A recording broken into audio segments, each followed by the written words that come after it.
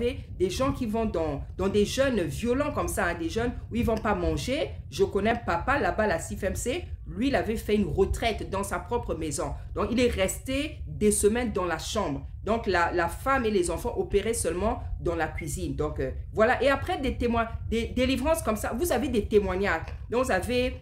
Après, vous allez entendre la personne s'est mariée, tel esprit est sorti, la personne a obtenu ça. Donc, des gros, ce n'est pas des petits témoignages, des grands témoignages vraiment. Donc, ce frère-là, il avait, après sa délivrance, il s'était marié.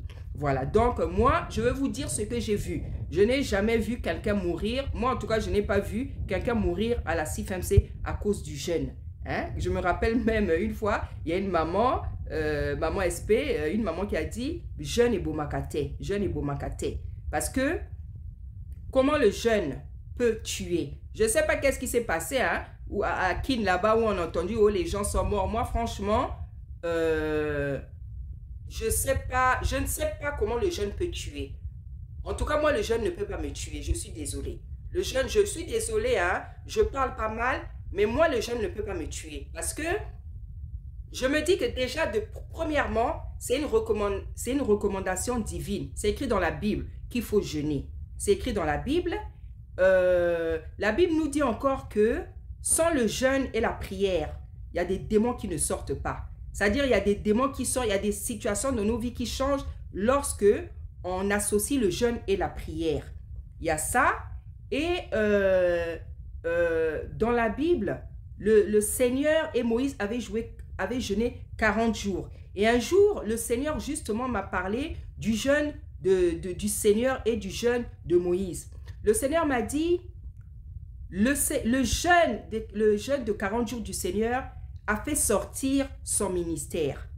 Et le jeûne de 40 jours de Moïse a fait sortir les 10 commandements. Le Seigneur était venu me dire ça. Donc, j'ai compris qu'un jour aussi, le Seigneur voulait que je fasse un jeûne de 40 jours.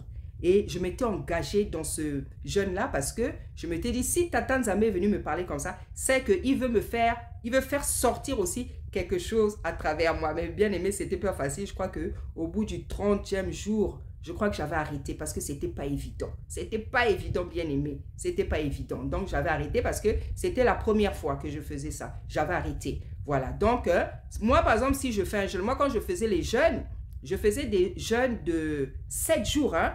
Dans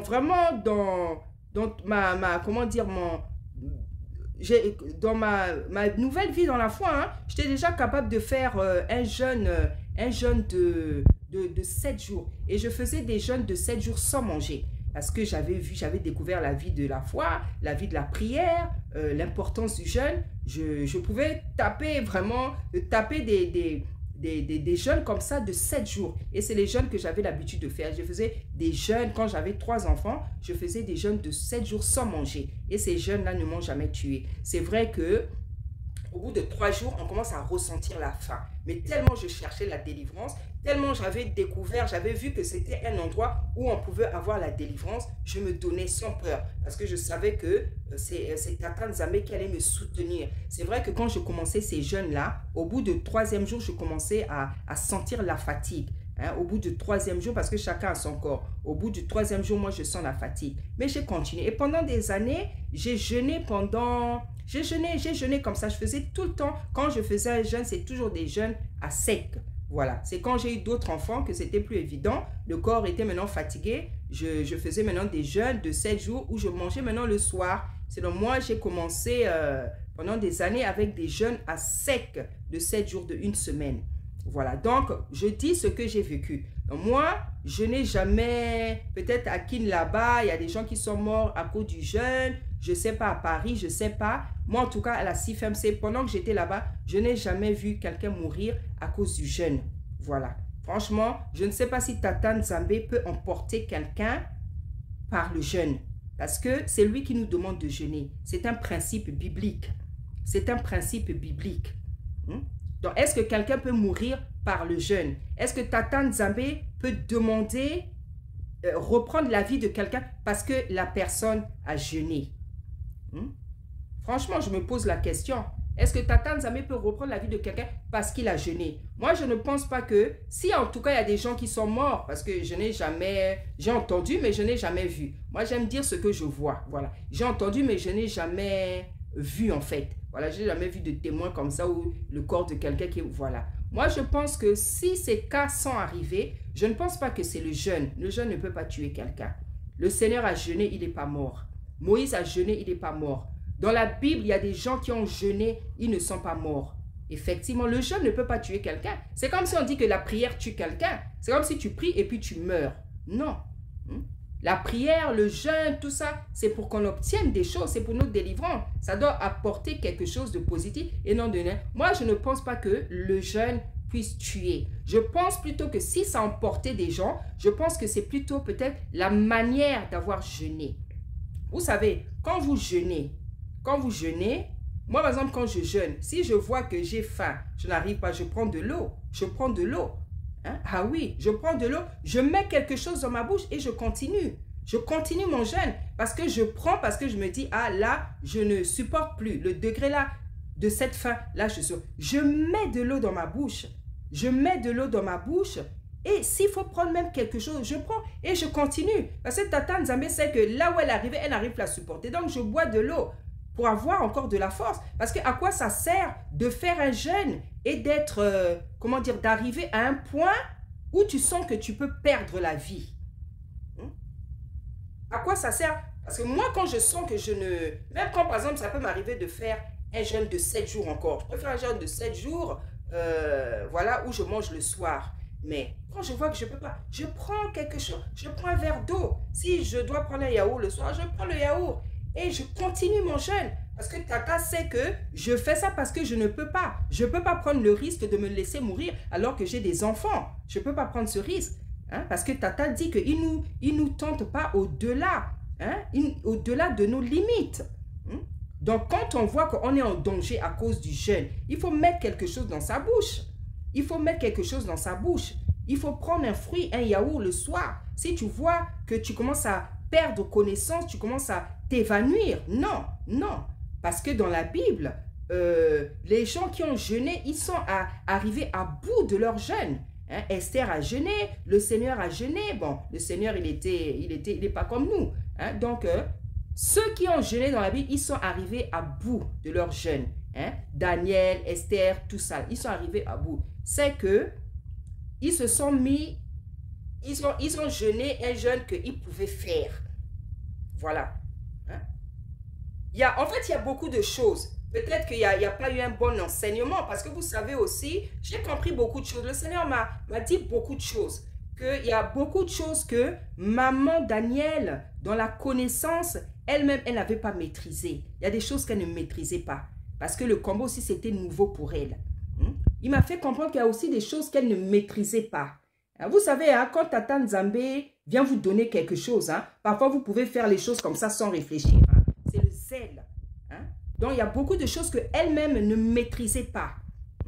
Donc, on a enseigné, on a reçu des enseignements comme ça, sans trop de discernement, en fait. Sans trop de discernement. Donc, il y a eu beaucoup de choses comme ça. Donc, c'était pour dire que moi, en tout cas, si on dit qu'il y a des gens qui sont morts, il y a des couples qui ont été séparés, des choses comme ça, moi, en tout cas, je n'ai jamais vu quelqu'un mourir à cause du jeûne. Voilà. En ce qui concerne, par exemple, les couples séparés, ben, vous savez, ce n'est pas qu'à la CIFMC. Ça, ce n'est pas qu'à la CIFMC.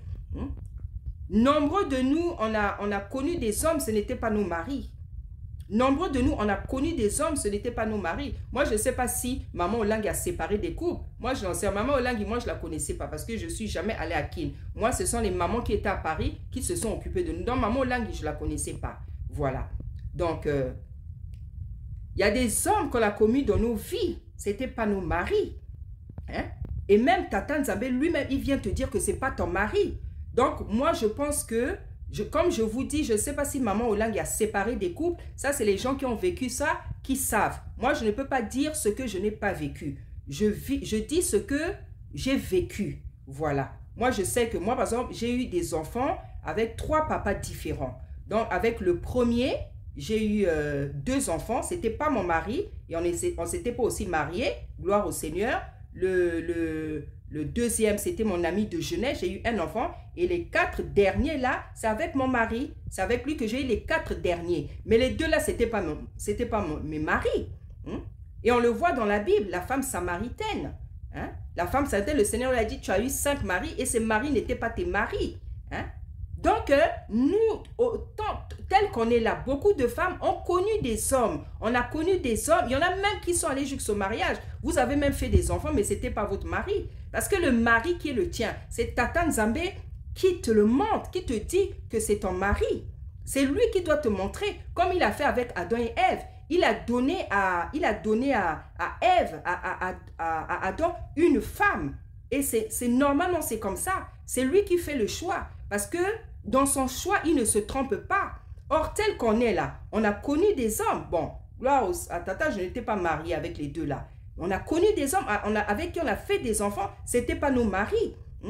Donc, moi, je pense que c'est plutôt ce genre de choses qui s'est passé. C'est-à-dire, elle a été confrontée à dire à des couples, à une femme ou un mari, ça, c'est pas ta femme, ça, c'est pas ton mari. Parce que franchement, je ne vois pas l'intérêt de séparer des gens qui sont déjà mariés si c'était la volonté du Seigneur. C'était une servante, je pense que le Seigneur lui parlait. Hein? Si par exemple, le Seigneur avait dit, ça, c'est ton mari, je ne vois pas pourquoi elle allait dire, par exemple, séparez-vous. Moi, je pense qu'elle faisait ça quand le Seigneur lui montrait. Hein? Parce que moi, j'ai eu 2 enfants avec mon premier conjoint. Ce n'était pas mon mari.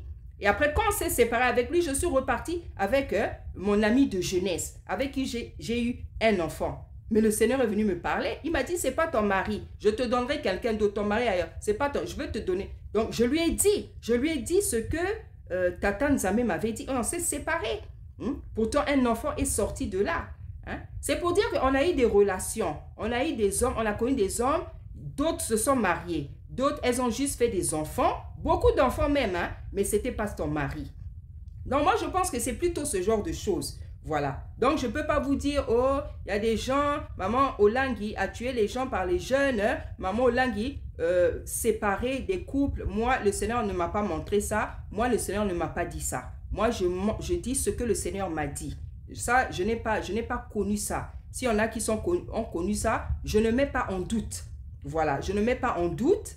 Mais en tout cas, moi, je dis ce que le Seigneur m'a dit. Le Seigneur m'a jamais dit, ouais, elle a séparé des couples vraiment comme ça, de manière volontaire, par méchanceté, ou que quelqu'un est mort à cause d'elle, parce qu'elle aurait dit à quelqu'un, oh, faites tel jour de jeûne. Franchement, je ne vois pas l'intérêt.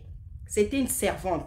Quoi qu'on puisse dire sur elle, c'était une servante appelée de Tata Nzambe. Voilà, peut-être que moi, il y a des choses que je ne connais pas, peut-être il y a des choses que je ne maîtrise pas. Je vous dis ce que je sais. Voilà, je vous dis ce que je sais. Voilà, donc moi, je n'ai jamais vu quelqu'un mourir à cause du jeûne, un couple, c'est pas moi, je n'ai jamais. Au contraire, là où j'étais, il n'y avait que des mariages. Il y avait beaucoup de mariages en tout cas. Peut-être à qui là-bas, il s'est passé ce genre de choses, je ne sais pas. Hein, ce que je voudrais dire, moi je pense que peut-être s'il y a des gens qui sont partis par le jeûne, c'est peut-être une mauvaise manière d'avoir fait le jeûne ou un mauvais enseignement, beaucoup de choses comme ça, quoi. Voilà, donc je disais que moi je n'ai pas connu, je n'ai pas vu quelqu'un qui était mort, emporté par le jeûne, ou un couple qu'on avait séparé, ou d'autres choses encore qu'on dit. Voilà, moi je n'ai pas connu ces choses, peut-être parce que j'ai juste fait 2 ans, je n'en sais rien. Je n'ai pas connu ça, donc je dis ce que je sais. Voilà. Et l'autre chose aussi que Tata Nzambe m'avait montré, vous savez, avant que maman Olangui ne meure, on l'avait beaucoup critiqué. Hein? On l'avait beaucoup critiqué. Hein? Il y avait les gens, oh, une femme ne peut pas prêcher. Hein? Le ministère là, c'est la sorcellerie. On disait beaucoup de choses sur elle. Le ministère, quel est ce ministère où là, c'est les femmes qui prêchent, hein? Les hommes tiennent les sacs de sa femme. Beaucoup de choses comme ça là. On l'avait beaucoup critiqué avant qu'elle ne meure là. Et après maintenant, j'avais fait un songe. Le Seigneur m'avait donné un songe. Qu'est-ce que j'avais rêvé? J'avais vu maman Olangui. Elle était par exemple là comme ça. Et il y avait un autre serviteur. Donc ils étaient en face comme ça. Ils étaient en face. Et en fait, ils s'imposaient les mains tour à tour. Maman Olangui imposait les mains à ce serviteur. Le serviteur aussi imposait les mains à maman Olangui. Maman Lang imposait les mains au serviteur. Donc, il s'imposait les mains comme ça. Et avant qu'il fasse comme ça, dans le rêve, là, dans le songe, j'avais entendu maman Olangi, elle se plaignait, elle s'était plainte. Elle disait, Seigneur, avec tout ce qu'on dit sur moi, elle disait, Seigneur, vraiment, si tu ne m'as pas appelé, elle disait ça, elle disait, Seigneur, vraiment, si tu ne m'as pas appelé, après elle avait dit une autre phrase là, elle dit, Seigneur, parce qu'elle souffrait, j'avais vu qu'elle souffrait de toutes les méchancetés qu'on disait sur elle. Et puis elle disait, Seigneur, vraiment, si tu ne m'as pas appelé, dis ça ou fais ça, quelque chose comme ça. Elle dit, vraiment, si, en fait, c'est comme si elle disait au Seigneur, si moi je ne suis pas ta servante, si je ne suis pas une femme que tu as appelée, fais quelque chose comme ça ou dis que... Et après, je l'ai vu avec ce pasteur-là, il s'imposait les mains. Il s'imposait les mains tour à tour. Le pasteur-là, c'est un grand pasteur. C'est un grand pasteur. Et qu'est-ce que j'avais compris? Qu'est-ce que j'avais compris dans ce sens? J'avais compris que servante et serviteur, Tata Nzambe nous voit de la même manière. Servante et serviteur, Tata Nzambe nous voit de la même manière. Les hommes ne sont pas plus importants que les femmes dans le service de Tata Nzambe. Les hommes, on est égaux en fait. C'est ce que j'avais compris. On est égaux. Le Seigneur ne nous voit pas comme sexe masculin, comme ça. Nous sommes ses serviteurs. Nous sommes comme des esprits devant lui. Il ne fait pas la différence entre une servante et un serviteur. On est tous des serviteurs devant lui. Donc, lorsque quelqu'un, une servante, un serviteur a un appel devant Tata Nzambe, on est tous pareils. Il ne voit pas, oh, femme, homme, non. Il nous voit comme des serviteurs. Il ne nous voit pas comme ça, c'est une femme. Ça, c'est donc elle a moins d'onction. Ce n'est pas comme ça que Tata Nzambe nous voit. C'est ce que j'avais compris. Hein? J'avais compris que quand une femme est appelée, il te voit comme un homme qui est appelé. Il te voit. Donc, un serviteur, hein? Un serviteur n'est pas plus important qu'une servante. Tous les deux, vous êtes des serviteurs. Servants, vous êtes appelés, vous avez reçu l'onction, vous avez été brisés, vous avez été formés, vous avez été façonnés. Donc, Tata Nzambe fait la même chose chez les femmes lorsqu'il les appelle. Il nous brise, il nous forme, il nous façonne, il nous oint, il nous enseigne. Il fait la même chose qu'il fait avec les hommes. La femme, elle a des dons spirituels. La femme a des dons spirituels. La femme peut imposer les mains. La femme peut recevoir le don de guérison, le don d'opérer des miracles. La femme peut prêcher. La femme peut exhorter. Hein? Donc, il nous voit parler. Parce que j'ai vu, il s'imposait les mains. Parce que justement, avant que... Pourquoi le Seigneur m'avait montré ça? Parce que justement, avant qu'elle meure, on l'avait beaucoup critiqué. Oh, le ministère de la femme. Oh, ceci, cela. Moi, c'est à coco, thé à thé. Et en fait, dans ce rêve-là, le Seigneur venait me montrer que la femme aussi peut exercer un service. Elle peut guérir les malades. Elle peut exhorter. Hein? Elle peut exhorter. Elle peut imposer les mains. Hein? Elle peut imposer les mains. Elle peut imposer les mains. La femme peut imposer les mains. Hein? Moi, c'est vrai, je me suis... y a pas longtemps, j'ai appris quelque chose que vraiment le Seigneur aussi vient de me confirmer. Bon, ça me semble aussi juste, ça me semble logique. En fait, il y a un serviteur qui m'a appris il n'y a pas longtemps que une femme, en fait, quand elle... Il m'a dit qu'une femme ne peut pas imposer... Qu'est-ce qu'il m'a dit? Ne peut pas imposer les mains à un homme. Hein? Il m'a dit, surtout quand le ministère est plus grand, par exemple, si c'est un prophète, un docteur, un apôtre, la femme ne peut pas imposer. Hein? Il m'a dit que les femmes doivent imposer les mains aux femmes, les hommes aux hommes. Et si, par exemple, il y a des trucs comme ça qui sont impossibles, des cas impossibles, il faut prier pour chercher, voilà. Et moi, je vais vous donner un témoignage, en fait. Ce qu'il dit me semble logique, en fait. Voilà. Moi, il y a des hommes qui m'ont demandé de prier pour eux, des serviteurs de Tata Nzambe, parce qu'ils reconnaissent la grâce que Tata a mis en moi. Ils reconnaissent que j'ai le don de guérison et d'opérer des miracles. Voilà. Il y a des hommes de Tata Nzambe qui m'ont demandé de prier pour eux, pour leur ministère. Et puis le papa de mes enfants aussi, quand il était malade, j'ai déjà prié pour lui. J'ai déjà prié pour lui. Mais ce que j'ai remarqué, le Seigneur n'a jamais permis que j'impose les mains à un homme sur sa tête. Ça, c'est ce que j'ai remarqué. C'est-à-dire, à chaque fois que on pouvait me demander de prier, le Seigneur n'a jamais permis que j'impose les mains sur la tête d'un homme, en fait. J'ai jamais imposé mes mains sur la tête d'un homme. Une fois, c'était souvent avec le papa de mes enfants, quand il est malade, j'ai déjà prié pour lui. Hein, voilà, je priais pour lui. Quand j'approchais pour lui, pour imposer les mains, en fait, le Seigneur faisait en sorte que je sois juste à côté de lui.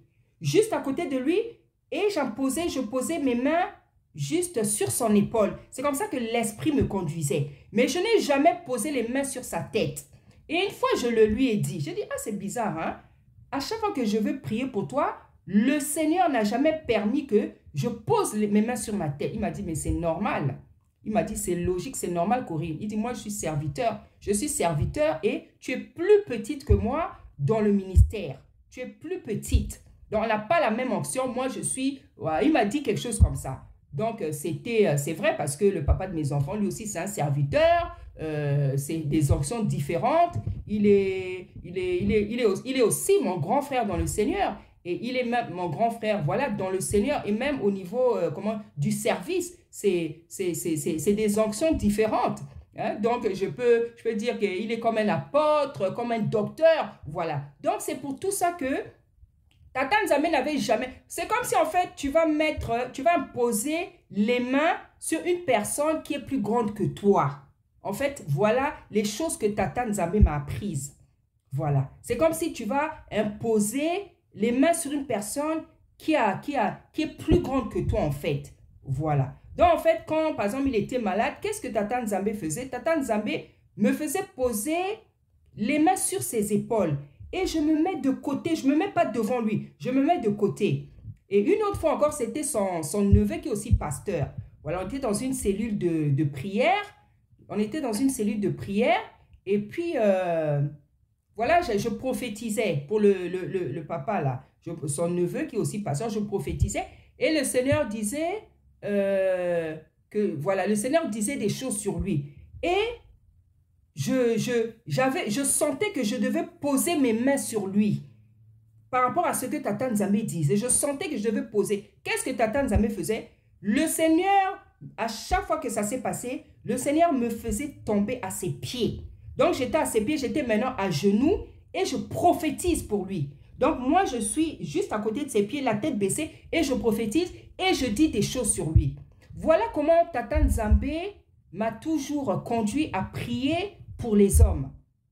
Hein? Et une autre fois, c'était donc cet apôtre-là qui m'avait demandé de prier pour lui, pour son ministère. Il m'a dit, maman Déborah, prie pour moi. Je sais ce que tu as, je sais ce que le Seigneur m'a montré. Prie pour moi. Il m'avait demandé que je prie pour son ministère.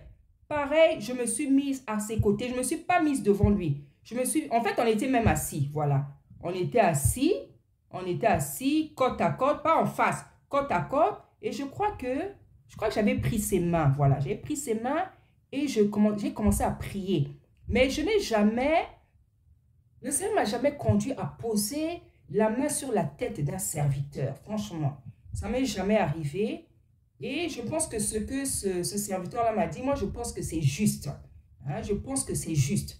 En tout cas, moi, je n'ai jamais posé ma main sur la tête d'un serviteur. Voilà. Hein. Les serviteurs comme les apôtres, docteurs, prophètes, des trucs comme ça, là. J'ai jamais. Mais dans le rêve, là, je voyais que il s'imposait les mains. Hein. Donc, moi, je pense que, en tout cas, la manière dont j'avais interprété ça, pour moi, ça veut dire que la femme aussi peut imposer les mains. Et le Seigneur nous voit comme des serviteurs. Il ne fait pas la différence entre femmes et hommes. C'est comme ça que j'avais vu. Donc, il s'imposait les mains autour. Voilà, c'était comme ça allait rapidement. Maman, là, il lui imposait les mains. Lui aussi imposait. Donc, j'ai compris que la femme aussi peut imposer les mains. Voilà. Malgré la manière dont le Seigneur m'a conduit, hein. Voilà. Parce que souvent, j'entends, oh, une femme ne peut pas imposer les mains. Maintenant, si la femme a en face d'elle un homme qui est en train de mourir, qui est en train de souffrir, qui est malade, si elle a le don de guérison, elle va faire comment? Parce qu'il y a des cas comme ça. Il y a des cas où tu es obligé d'agir. Hein? Maintenant, si on tombe, toi, tu es servante, tu as le don de guérison, d'opérer des miracles. Tu vois, par exemple, un papa là qui est tombé, quelqu'un qui est malade, tu vas faire comment? S'il n'y a personne autour, s'il n'y a pas un autre, tu vas faire comment? Tu vas imposer les mains. Tu vas imposer. Mais ce que Tata Nzambe voulait me faire comprendre, c'est que les femmes aussi peuvent imposer les mains. Oui, on peut prier pour nos frères, on peut prier pour un serviteur. Maintenant, c'est Tata lui-même, il sait comment il va te conduire. Voilà, moi, c'est comme ça qu'il me conduit. Il n'a jamais permis que je pose ma main sur un serviteur, mais il permet que je puisse prier pour des hommes de Tata Nzambe, pour des serviteurs. Voilà, voilà. Parce qu'on peut se trouver dans des cas comme ça, où ben, c'est un serviteur, un papa qui est tombé. Toi, tu as le don de guérison. Il est en train de mourir, il est malade, tu vas faire quoi? Tu vas rester comme ça avec ton don? Non, hein? Donc, pour moi, je suis convaincue que le Seigneur me démontrait que la femme aussi peut imposer les mains. Parce que ça, j'ai déjà entendu ça. Que oh, la femme ne peut pas imposer les mains. Franchement, on entend des choses, on entend des choses. C'est comme si le jour de la Pentecôte, c'est comme si quand l'Esprit descendait, l'Esprit disait, bon, je vais aller descendre là-bas, le don de guérison, je vais te donner ça ici. Bon, celui d'opérer des miracles, je vais seulement donner aux hommes. Bon, la femme n'aura que ça. Ça ne s'est pas passé comme ça. Quand l'Esprit tombait, l'Esprit tombait. L'Esprit tombait dans toute la salle, dans la chambre haute, et il y avait des femmes. Donc, les femmes aussi sont remplies de dons. Les femmes ont des dons. Hein? Il y a des femmes qui ont le don de guérison, d'opérer des miracles. Moi, j'ai ces dons. J'ai opéré des miracles. J'ai guéri des gens par la grâce de Tata Nzambe. Hein? Donc, Tata Nzambe ne donne pas des dons parce que tu es femme ou parce que tu es homme. Non. Il donne des dons spirituels à ses enfants. Donc, tu peux être une femme. Tu as le don de guérison. Tu as le don d'opérer des miracles. Il donne même le don d'exhortation, de prédication à la femme. Si aujourd'hui nous sommes des femmes qui prêchons comme ça, c'est parce que Tata Nzambe nous a donné le don de prédication, le don d'exhorter. Le don d'exhorter.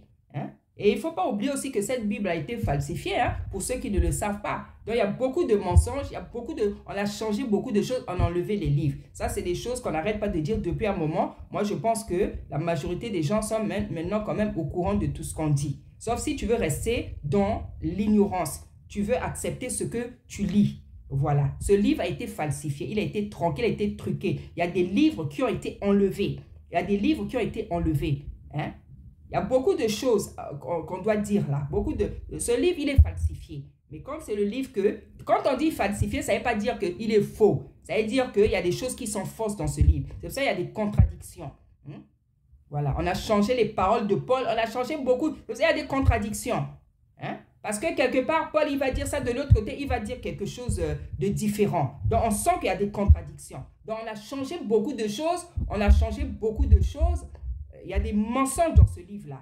Mais comme c'est le livre de Tata, que Tata a donné aux hommes, que tout simplement des gens de mal intentionnés ont touché, ont changé les paroles, ont changé beaucoup de choses, on est obligé de continuer à enseigner avec. Oui, parce que c'est le livre que Tata Nzambe a donné aux hommes.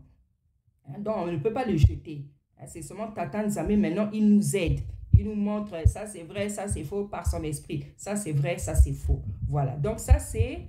ce que j'avais rêvé sur maman Olangi. Voilà, donc elle se plaignait. Elle se disait, ah Seigneur, avec tout ce qu'on dit sur moi. Elle dit, si moi je ne suis pas ta servante. Et puis elle a fait, Seigneur, si moi je ne suis pas ta... Après, allez, je les ai vus. Comme une autre scène comme ça. Je les ai vus. Le pasteur, là, il a posé les mains à maman Olangi. Maman Olangi a posé les mains. Et c'était comme ça. Ça partait comme ça. J'ai compris que Tata Nzambe me faisait comprendre que la femme aussi peut... imposer les mains. En fait, il me faisait comprendre que vous êtes des frères et des sœurs. Voilà. Vous êtes des frères et des sœurs. Vous pouvez faire les mêmes choses. Il n'y a pas quelque chose qui est propre aux hommes. Il n'y a pas quelque chose qui est propre à la femme. La femme peut guérir. La femme peut soigner les malades. Elle peut imposer les mains. La femme peut exhorter. La femme n'est pas seulement là à prophétiser ou à chanter. Non. Le Seigneur peut donner et a donné le don de la prédication et de l'exhortation à des femmes. Et même de l'enseignement. Plus que Tite, il dit que les femmes qui sont plus âgées enseignent les plus jeunes. Ça veut dire que les femmes ont même le don de l'enseignement. Une femme peut enseigner. Une femme peut enseigner. C'est pour ça que je dis, le livre-là a été falsifié. Il a été falsifié. Pour ceux qui ne le savent pas. Il faut relire, demander à Tata Nzambe de vous aider. Ce livre a été falsifié. Les paroles de Paul, on a rajouté, on a changé, on a enlevé. Bien-aimé, prêcher c'est parler. Exhorter c'est parler. Enseigner c'est parler. Donc, à quel moment on va faire la différence? Tu peux te mettre à exhorter. Dans l'exhortation, il y a l'enseignement. À quel moment tu vas faire la différence? Tu vas dire, ah non, là, je suis en train d'exhorter. Bon, là, on dirait que j'enseigne, donc je m'arrête. Non, non, non, non. Il y a des paroles où Paul lui-même, il a dit, c'est moi qui a dit, c'est pas le Seigneur. Et parfois, quand c'est le Seigneur qui parlait, il précisait, il dit, là, c'est le Seigneur qui a dit, c'est pas moi. Donc, il y a des choses que Paul a dit. Il y a des choses qu'il a dit de son propre chef. Il y a des choses qu'il a dit de la part de Tata Nzambe. Et il le précisait. Hein? Et dans ce verset où il dit que je ne permets pas, il n'a pas dit, oh, Tata Nzambe ne permet. Il dit bien, moi, Paul. Donc, il faut aussi écouter ce qu'on est en train de dire en ce moment, que la Bible a été falsifiée, tout ça, les vrais Hébreux, c'est qui? Il faut aussi écouter ça, ça va vous ouvrir l'esprit. Si vous voulez seulement rester dans l'ignorance, ça ne sera pas évident. Voilà, tout ça pour dire que Tata Nzambe a appelé des femmes. Tata Nzambe appelle des femmes. Il ne fait point à acceptation de personne. Il a dit qu'il n'y a plus de juifs, il n'y a plus de grecs, il n'y a plus d'esclaves, il n'y a plus de... Pourquoi une femme ne pourrait-elle pas parler?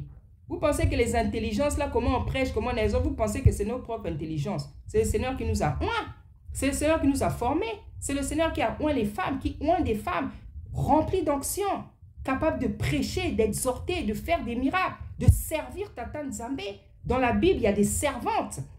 Déborah, c'était une servante. Déborah était prophétesse et juge. Dites-moi, le juge fait quoi? Dites-moi, un juge, ça fait quoi? Ça prend des décisions, ça prend des décrets. Vous croyez que le peuple, la Bible dit qu'elle était sous un arbre. Vous pensez qu'il n'y a que les femmes ou les jeunes filles qui allaient voir Déborah. Donc, Déborah n'était que la juge des femmes et des jeunes filles. Il y avait aussi des hommes qui allaient voir Déborah pour recevoir justice. Parce qu'un juge, c'est ce qu'il fait. Il fait la justice, il donne des décrets, il fait tout ça. Vous allez me dire qu'il n'y avait que des femmes qui allaient voir Déborah, des jeunes filles. Non. Tata Nzambe l'avait placée comme juge en Israël. Et la Bible nous dit que Déborah avait un mari. Abitod, je ne sais pas si c'est Abitod. Elle avait un mari. Pourquoi Tata Nzambe n'avait pas pris son mari à sa place? On nous dit que Déborah avait un mari. Mais pourquoi Tata Nzambe n'a pas fait de son mari un prophète et un juge? Pourquoi elle a préféré prendre Déborah? Et Déborah, lorsqu'elle jugeait, lorsqu'elle prophétisait, c'était sur la base de la parole. Donc, elle enseignait le peuple, elle exhortait le peuple. Nous avons encore la prophétesse Hulda, que des serviteurs des prophètes sont allés voir lorsqu'il y a eu un problème. Le roi était confronté à un problème en Israël. Les prophètes, là, ils ont cherché la prophétesse Hulda. Mais il y avait des prophètes, eux-mêmes, c'était des prophètes. Pourquoi ils sont allés chercher une femme? Donc, il y a des servantes. Il y a des servantes dans la Bible, dans l'Ancien comme dans le Nouveau Testament. Donc, Tata Nzambe, il n'est pas là dans vos histoires de « Oh, la femme, c'est ça, la femme ne peut pas ». Tata Nzambe appelle des femmes et des hommes et il est oint de la même manière. C'est vrai qu'il y a différents ministères. Il y a les apôtres, il y a les docteurs, il y a les je ne sais pas quoi. Voilà, on nous dit qu'il y a premièrement les prophètes, les apôtres, les évangiles. Donc, Tata Nzambe, il oint chaque ministère avec la grâce que lui, il veut oindre les gens, les ministères. On sait qu'un prophète, il est plus grand qu'un apôtre il est plus grand qu'un évangile. On sait des choses comme ça. Mais une servante, une prophétesse, une servante, elle est aussi oint. Même si elle n'est pas comme le prophète ou le docteur ou l'enseignant, je ne sais pas quoi. Quand tu es oint, tu es oint. Tu peux guérir, tu peux prêcher, tu peux exhorter, tu peux guérir les malades, tu peux faire des miracles. C'est ça l'important. On ne cherche pas à savoir qui peut faire plus que... Non, ce n'est pas ça. Ce qu'il faut savoir, ce qu'il faut comprendre, c'est que quand Tata Nzambe oint une femme, il est capable, il a de dons de guérison, de faire des miracles, de dons de parler, d'exhorter. C'est ça. Donc une femme, quand elle est appelée, elle est oint, elle reçoit aussi une onction comme les hommes. Et à travers ce songe-là où je voyais donc leur main faire ça, Tata Nzambe me montrait que Tata nous considère comme frères et sœurs. Quand il voit les serviteurs, il nous considère comme des frères et des sœurs. C'est comme ça que le Seigneur nous voit. Et que la femme aussi peut imposer les mains à un homme. Je ne sais pas si elle peut imposer sur la tête. En tout cas, moi, je les ai vus s'imposer les mains tour à tour comme ça. C'était sur la tête, en fait. Donc, voilà. Moi, je vous ai dit comment le Tata Nzambe fait avec moi quand j'ai eu à prier pour des hommes. j'ai jamais posé la main à un homme sur la tête. C'est soit sur l'épaule, toujours sur l'épaule. Tata Nzambe comment dire, me pousse à être carrément à genoux. Voilà. Donc, c'est comme ça qu'il fait avec moi. Je ne sais pas si d'autres servantes, voilà. Moi, c'est comme ça que Tata Nzambe fait avec moi. Donc, voilà, bien aimé, ce que Tata Nzambe m'avait, toutes les choses qu'il m'avait dit sur Maman Olangi. Toutes les choses qu'il m'a dit sur Maman Olangi. Ce que je voudrais maintenant dire de ce que je sais, ce que j'ai appris, ce que j'ai vu, ce que je pense de Maman Olangi. Pour moi, Maman Olangi, ça, je le dis pas de mon propre, je le dis pas de mon propre chef, je dis ce que j'ai vu, ce que le Seigneur m'a dit. Maman Olangi, c'était une servante de Tata Nzambe. Maman Olangi, c'était une servante de Tata Nzambe. C'est une femme que Tata Nzambe avait appelée. C'est une femme que Tata Nzambe avait appelée. C'est une femme à qui Tata Nzambe avait donné le ministère de la délivrance et du combat spirituel. Il n'y a pas une autre personne qui a reçu ce ministère-là. C'était Maman Olangi. Et ce ministère-là, il est allé dans les églises. Parce qu'avant Maman Olangi, il n'y avait pas ce ministère. Les gens priaient, mais les gens ne combattaient pas, les gens ne cherchaient pas la délivrance. Les gens priaient. C'est à travers Maman Olangi que nous avons connu le combat spirituel et la délivrance. Hein? Et après la délivrance, ce ministère-là, il est allé dans les églises. Les églises ont commencé à pratiquer le combat spirituel et la délivrance jusqu'à aujourd'hui. Donc, il faut reconnaître que c'est un ministère que Tata Nzambe avait donné à Maman Olangi. Hein? Et nous voyons comment ce ministère s'est multiplié dans le monde entier. Hein? Il y a au Nigeria, dans l'Afrique, en Europe. Donc, une seule personne à elle ne peut pas multiplier une œuvre comme ça, toute seule.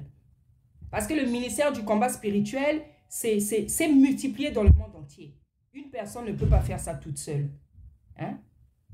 Construire des églises comme ça, où il y a beaucoup de membres, une personne ne peut pas faire ça toute seule. Non, non, non. Une personne, il faut la main de Tata Nzambe. Je ne sais pas, il y a combien de ministères dans le monde du combat spirituel, je ne sais pas, mais je sais qu'il y en a beaucoup. Hein? Je sais qu'il y en a beaucoup. Et je sais qu'une seule personne, un couple ne peut pas faire ça tout seul.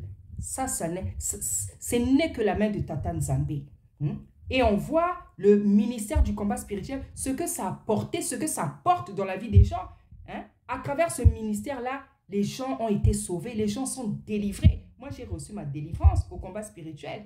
Il y a beaucoup d'esprits, de condamnation qui ont été arrêtés dans ma vie, des malédictions, des esprits qui sont sortis de ma vie. Hein? Moi, je suis un produit de la CIFMC, je vous dis la vérité. C'est là-bas que j'ai obtenu des grandes choses dans ma vie, en fait. C'est là-bas que Tata a fait un grand travail en moi, en fait. C'est là-bas que Tata a fait un grand travail en moi. C'est là-bas que j'ai eu des grands songes, des grandes visions, que j'ai appris à bien m'habiller, que j'ai eu des cours d'affermissement, que j'ai commencé à savoir qu'est-ce que c'est l'intercession, prier pour soi-même, pour sa propre vie, pour les autres, pour obtenir la délivrance. C'est à la CIFMC que j'ai appris tout ça. Hein? Donc, je disais que Maman Olangi, c'était une servante. Nous avons vu comment, à de nombreux endroits, comment la CIFMC, ce ministère-là, a été implanté dans différents pays. Bien aimé, quelqu'un ne peut pas faire ça tout seul. Moi, je me rappelle à Paris, il y a beaucoup de gens à qui là-bas, je vois, c'est des multitudes de personnes. Comme c'est un grand pays aussi, dans d'autres pays, au Nigeria. Donc, vous pensez qu'une seule personne peut faire ça toute seule? Non, moi, je ne pense pas. Donc, je le répète, moi, je sais, et le Tata m'a démontré, m'a dit que c'était une servante, une vraie servante.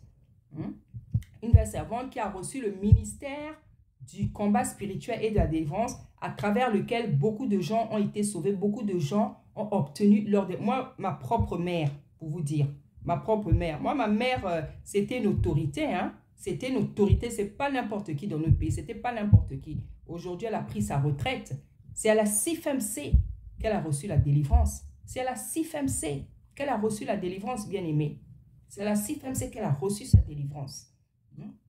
Donc, c'était une femme appelée par Tata Nzambe. Voilà.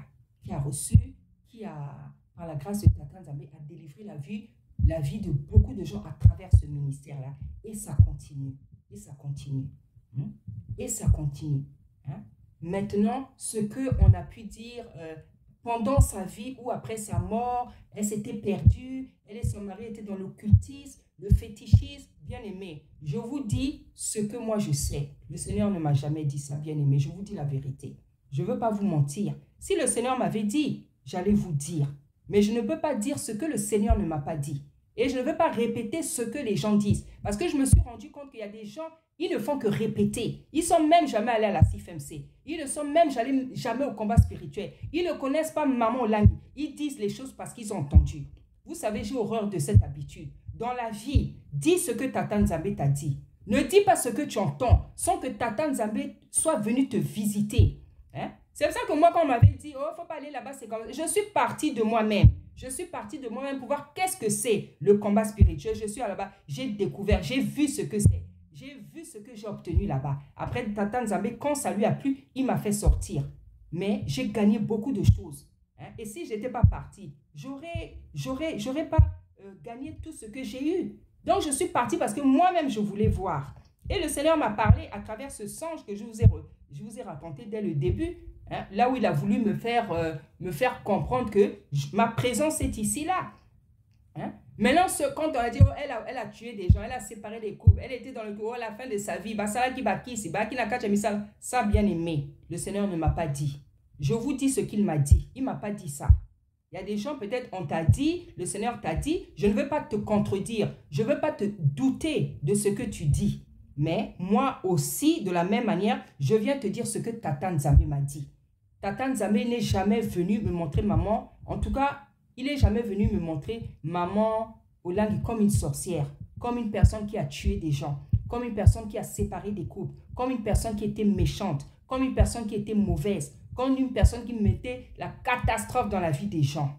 Il ne m'a pas montré ça. Il ne m'a pas dit ça d'elle. Il ne m'a pas dit ça d'elle. Je vous ai dit ce qu'il m'a montré de négatif à la CIFMC. Et l'aspect où elle oubliait qu'il fallait continuer à aimer les gens qu'il fallait continuer à donner de l'amour, même aux familles qui ont voûté les gens. Voilà. Je n'ai pas dit qu'elle n'avait pas d'amour. Ce n'est pas ce que j'ai dit. J'ai dit elle était un peu, je peux dire comment.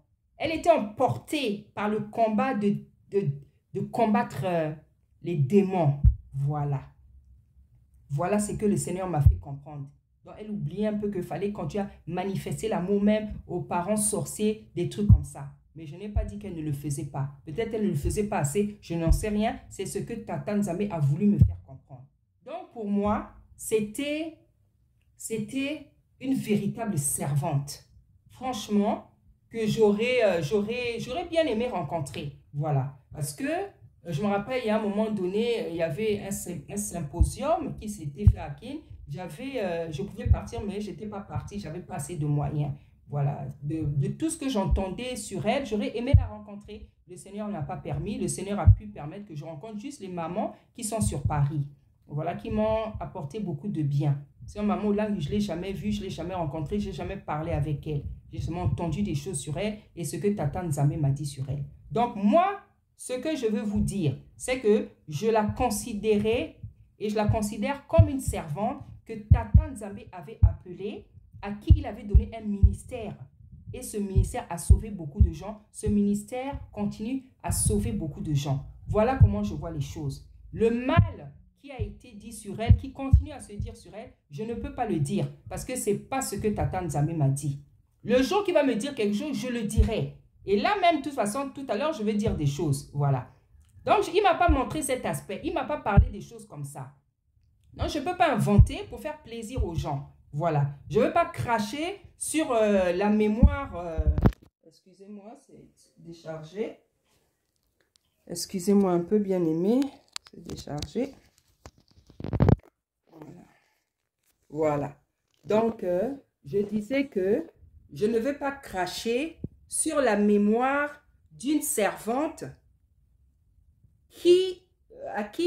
par lequel son ministère m'a fait beaucoup de bien. Non, ça ne serait pas juste. Ça ne serait pas juste. C'est comme si quelqu'un te fait du bien, il te donne du pain pendant des années et après, quand il est mort, tu commences à venir l'injurier parce que tu entends des choses. Je ne le ferai pas. je ne le ferai pas. Je ne le ferai pas. Et même si le Seigneur va venir me montrer un jour des choses que je ne savais pas, je ne veux pas injurier. C'est quelqu'un, une servante que Tata Nzambe avait appelée. Une servante dont il s'est servi puissamment. Je n'ai pas déjà, ce n'est pas mon caractère, de manquer de respect aux gens. D'injurier les gens, de me manquer. Non. À plus forte raison, si c'est la mémoire de quelqu'un qui a rendu service à beaucoup de gens. Je ne peux pas le faire, bien-aimé. Je ne peux pas le faire.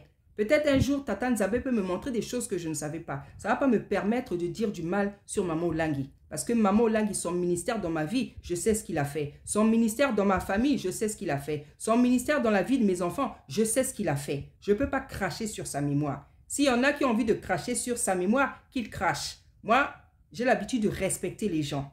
Voilà. J'ai l'habitude de respecter les gens. Et quand quelqu'un n'est plus là, je respecte sa mémoire. Si une personne, surtout si c'était une servante, un serviteur que Tata Nzambe avait appelé, avait servi, que la personne avait servi, je ne veux pas cracher. Non, non, c'est un péché, c'est dangereux, bien aimé dans le Seigneur. C'est très dangereux. Ce que je voudrais dire, Maman Olangi était une personne. Maman Olangi n'était pas Dieu. Maman Olangi était une personne dont elle avait des défauts, elle avait des faiblesses. La Bible dit dans Ecclésiaste, personne n'est juste. Aucun, même pas un seul. Parce que la manière dont je vois, quand on parle de Maman Olangi, c'est comme si Maman Olangi était Dieu. Maman Olangi n'était pas Dieu. Maman Olangi était un être. Avec ses faiblesses, ses défauts. Donc elle pouvait avoir des erreurs, des incompétences, des choses qu'elle ne savait pas. C'est ça que je ne comprends pas. Quand j'entends les gens parler de Maman Olangi, en tout cas, ce que je vois, c'est la haine. C'est la haine. C'est la haine. Parfois, je me dis même, comment on peut avoir autant d'énergie, beaucoup de haine comme ça dans le cœur. Si par exemple, tu n'es pas d'accord avec quelqu'un dans la vie, tu n'es pas d'accord avec les... Est-ce que tu as besoin de nourrir la haine? Il y a des gens, quand ils ne sont pas d'accord avec quelque chose, ça va jusqu'à la haine. C'est ça qui est terrible. Ça va jusqu'à la haine. Est-ce que ton cœur a besoin d'être rempli de haine? Si tu n'es pas d'accord avec quelque chose dans la vie, est-ce que ton cœur a besoin d'être rempli de haine? Moi, en tout cas, je n'arrive jamais à haïr quelqu'un. Je vous dis la vérité. Tu peux me faire tout le mal que tu veux. La haine ne va jamais rentrer dans mon cœur. Parce que le Seigneur, Tata Nzambe, m'a donné un cœur contraire. Moi, je n'ai jamais ressenti le sentiment de la haine. Je ne sais pas comment ça fait. Mais je vois qu'il y a des gens, facilement, ils ont la haine. C'est parce que le cœur des gens sont déjà comme ça. Parce que la haine, c'est une puissance, c'est une énergie. Quand tu développes ça, non, quand tu as ça, c'est déjà dans ton cœur. La haine ne vient pas comme ça, là. C'est déjà dans le cœur. Moi, on m'a fait du mal dans ma vie. On m'a fait du mal. Et jusqu'à présent, les gens me traitent injustement. Les gens sont ingrats, me font beaucoup de mal. Il y a des gens même qui veulent me tuer. Des gens à qui j'ai fait du bien, mais je n'arrive pas à les haïr. Parce que Tata Nzambe ne m'a pas donné ce cœur. La haine, c'est une énergie, c'est une puissance. Donc, c'est une nature.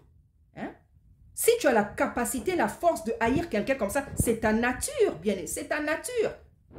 C'est ta nature. Et la haine, ce n'est pas une bonne nature parce que Tata Nzambe, il est amour. Comment ça se fait que toi, dans ton cœur, tu te retrouves maintenant avec la haine? Parce que nombreux là, franchement, ils sont remplis de haine à l'égard de cette personne et même d'autres. Je vois beaucoup de choses là. Il y a des gens, c'est seulement la haine. Parfois, il y a des situations là, dans les commentaires, vous sentez la haine des gens. On dirait que les gens n'ont jamais la pitié, la compassion, la miséricorde. C'est terrible. Il y a un problème. Vous pensez que c'est les autres qui ont des problèmes, mais c'est toi qui as des problèmes. Comment ça? Toi, qu'est-ce que la haine fait dans ton cœur? Qu'est-ce que la haine fait dans ton cœur? Est-ce que le Seigneur, quand il jetait les tables, il réprimandait les pharisiens, est-ce qu'il avait la haine? Lui, le créateur, comme on dit chez nous, Mokeli, à qui la haine t'est. Mais toi, ton cœur là, il y a toujours la haine qu'on trouve dedans. Tu as un problème. C'est pas Maman Olangi qui avait des problèmes.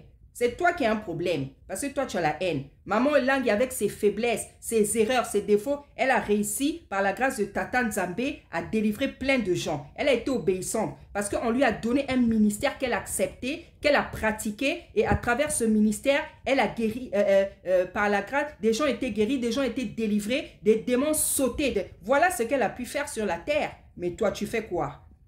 Toi, tu fais quoi? Toi, tu as juste la haine dans ton cœur. Et la haine que tu as là, pour toi, tu trouves que ce n'est pas un problème. Toi, tu trouves que maman Olangi, sa vie là, sa présence sur la terre, c'était un problème. Mais toi, la haine que tu as dans ton cœur là, tu trouves que ce n'est pas un problème. Je suis désolée. Je suis désolée. Moi, je ne crache pas sur la mémoire des gens. Déjà, je respecte les gens de nature et je ne veux pas cracher sur la mémoire de quelqu'un qui a fait quand même du bien sur la terre.